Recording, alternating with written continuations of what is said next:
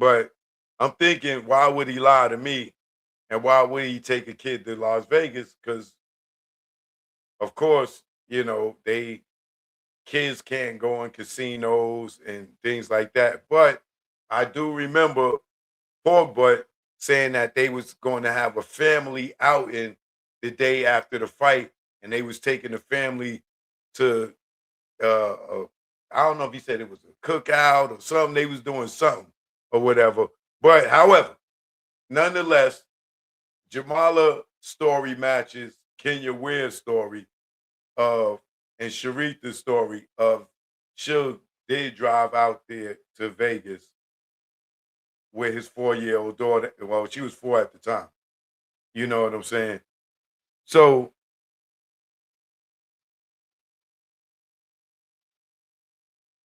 I don't know. It to me, it seems true, right? But I don't know. But to me now, it seems true. If Kenya's saying it, Jamal is saying it, uh, that means Kadada and them was there. I guess somebody could ask, some of the outlaws that was there because they just probably never been asked that question, right? And it's interesting, right? So another thing Jamala said is that, you know, even though Pac didn't want to go to Vegas, you know, Jamala was saying, she never been in Vegas before, so she was excited to go, and it was her birthday and somebody else's birthday, and she wanted to celebrate, but Pac didn't want his cousin to go, but Kadada talked Pac into letting her go because she didn't want to be the only girl there. So Pac allowed Jamala to go on the strength of that Kadada wanted her to be there, right? So while Kadada and Pac cousin um, Jamala, they said while Pac and them was getting ready and stuff, and the Outlaws, they went and sat out in front of the house, right, waiting for them to come out and get ready. And she was like, while they was sitting at the front of the house, Kadada noticed Suge body language, and she was saying certain things like, "Look at him. He could be plotting to do something right now, and we wouldn't even know." So Kadada was not trusting Suge. She felt like, you know, for her to not trust Suge means clearly Pac didn't trust him because why wouldn't she trust him if Pac did?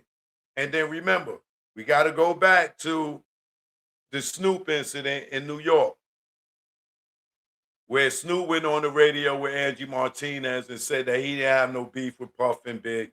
And then we got to go to Pac going over to Suge at the hotel, which Neckbone just co-signed in Reggie's interview, right? That's another thing that Reggie interviewed him that blew up in Reggie's face, right? Remember, Michael Moore is the one that told us that who was Pac bodyguard that day, that him and Pac was riding in the limo. He heard Snoop on the radio. He got mad. They went to the hotel where Suge was at, and him and Suge was beefing. And Pac told Suge, yo, after Machiavelli, I'm out. I'm done with Death Row. You got your 3 albums. After I cut Machiavelli, I'm done. Right? And he said that Suge was and Pac was gonna have a fight, and they was like bucking up to each other. And Michael Moore said he got in the middle of them and told Suge, yo, I'm still his bodyguard. You can't do that. Now, in the more recent interview with Neckbone, y'all probably ain't see that part yet because I saw the whole thing already, right? Neckbone, Reggie asked him, man, dudes were saying that, Pac and Suge was beefing at the hotel or whatever, whatever. Man, can you get you talk on that? Thinking that Neckbone was gonna be like, man, that ain't true.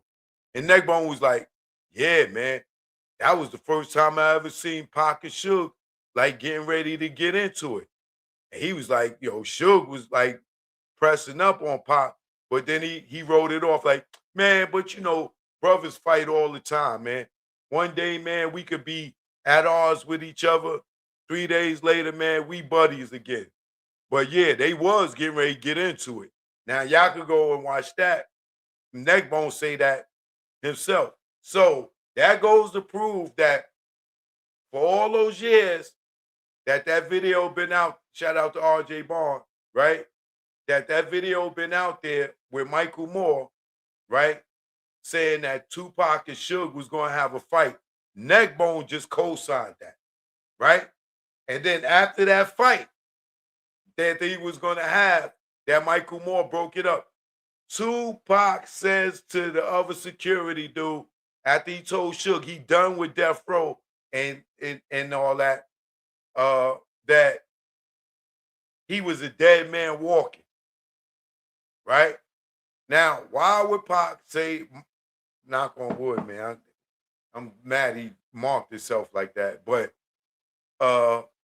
Pac said he was a dead man walking right after that incident where he told Suge he was done with death row, and he left that incident at the hotel where they was getting ready to fight. And like you can hear Neckbone, you'll hear Neckbone talk about it if you didn't hear it already. But he co-signs what Michael Moore says about Pac and Suge getting ready to have a fight. And then that's where Pac said that he was done with death row and he was a dead man walking. Right? Now, prior to that, right? Or after that, because I can't remember what the date is. Remember, Pac fired Reggie Wright Jr. and Right Way Security, and he fired David Kenner, right? Now, getting back to what Kadada was saying. Now, Jamala was saying that, you know, she was naive at that time. She probably was a little young. And she said, you know, being from New York, she don't understand, you know, the gang culture and everything. So she probably couldn't pick up on things back then.